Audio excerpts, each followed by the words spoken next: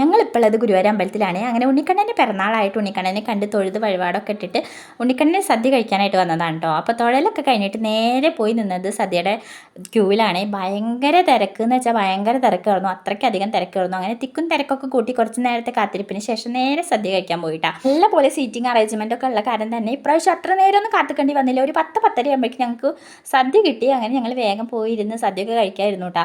അപ്പോൾ ഇഷാനും ഇപ്രാവശ്യം നല്ല പോലെ ആസ്വദിച്ചിട്ട് തന്നെ സദ്യയൊക്കെ കഴിച്ചത്. എല്ലാവിധ കറികളും നല്ല പോലെ എന്താ പറയുക നല്ല ടേസ്റ്റും ഉണ്ടായിരുന്നു. ഭഗവാന്റെ സദ്യ എന്ന് വെച്ചാൽ നമുക്ക് പ്രസാദമാണല്ലോ. എല്ലാ പ്രാവശ്യം ഞങ്ങൾ പോകാറുണ്ട്.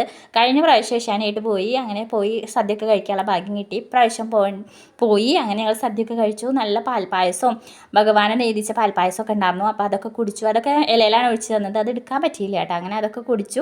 അങ്ങനെ അതൊക്കെ കഴിഞ്ഞിട്ട് വരുമ്പോൾ നമ്മുടെ രാധമാരെയും കൃഷ്ണമാരെയും ഒക്കെ കണ്ടു. കുറേ നല്ല കണ്ണിന് കുളിർമയേക്കണ കാഴ്ചകളൊക്കെ കണ്ടു. കുറേ നേരം ഭഗവാന്റെ ഭൂമിയിലൊക്കെ ചുറ്റി നടന്ന് എല്ലാം കണ്ട് ആസ്വദിച്ചിട്ടാണ് ഞങ്ങൾ പോകുന്നത്. അപ്പോഴേക്കും നല്ല പോലെ തിരക്ക് അതിക്രമിക്കുക എന്ന് പറയില്ല, അതുപോലെ തിരക്കായിട്ട് വരുന്നുണ്ടായിരുന്നു. നല്ല തിരക്കായിട്ടുണ്ടായിരുന്നു. അങ്ങനെ കുറേ നേരം അവിടെ നിന്നിട്ട് ഞങ്ങൾ തിരിച്ചു പോന്നു. അപ്പം അത്രയുള്ളൂ കേട്ടോ.